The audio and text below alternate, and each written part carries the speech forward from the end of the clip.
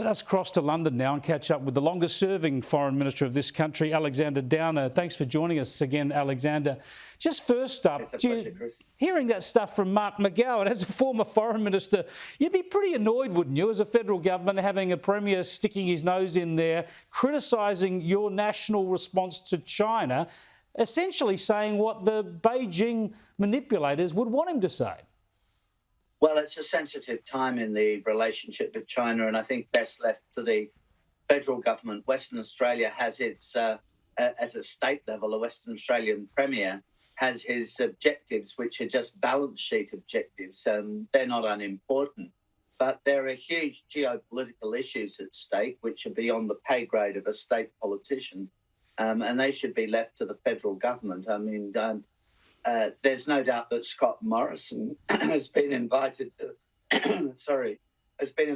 participate in the G7 summit, which is quite an honour because of Australia's role in the Indo-Pacific, and obviously as a balancing wheel, if you like, or one of the balancing wheels for the growing and assertive power of China. So this isn't a time for a state premier to start talking numbers when the relationship is about a major geopolitical situation, where Australia is a significant player. So, I think we should move on from the state premier here.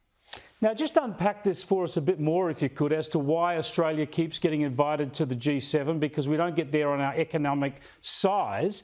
Back when I worked for you as Foreign Minister, Australia used to be highly respected because of our economic success. That may be the case now. Do you think the G7 countries are interested in Australia, particularly because of the way we've been able to weather the pandemic economically? Or is it about the way we've stood up to China? Or is it about the way we've handled the pandemic in a public health sense? I don't think it is about the pandemic, actually. The reason Australia's handled the pandemic by closing the country off from the rest of the world, and that isn't seen as by the rest of the world as a sustainable solution. So it's not seen as a very interesting role model. What is interesting about Australia is, yes, it is a significant economy. It's the 13th biggest economy in the world. But much more than that, it's the geopolitics of the situation. Australia is a very successful and a very assertive liberal democracy.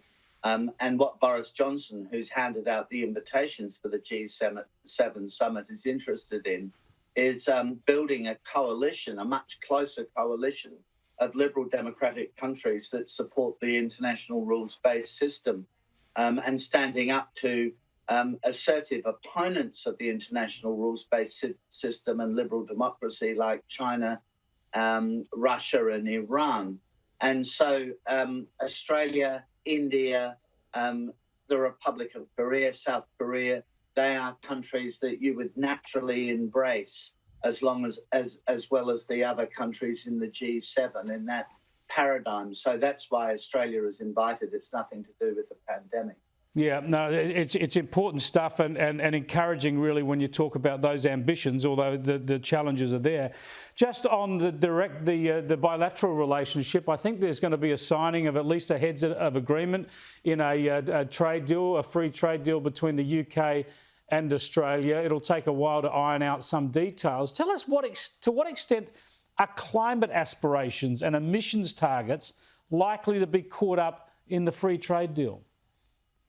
I don't think they're going to be in the short term. I haven't heard that is a problem in the negotiations. And I think in the end, pretty much everything has been agreed, at least in principle, in the negotiations between Australia and the UK on a free trade agreement, except for one thing, and that is the phasing out by the UK of its quotas and tariffs for sheep meat and beef. But that's obviously an important issue.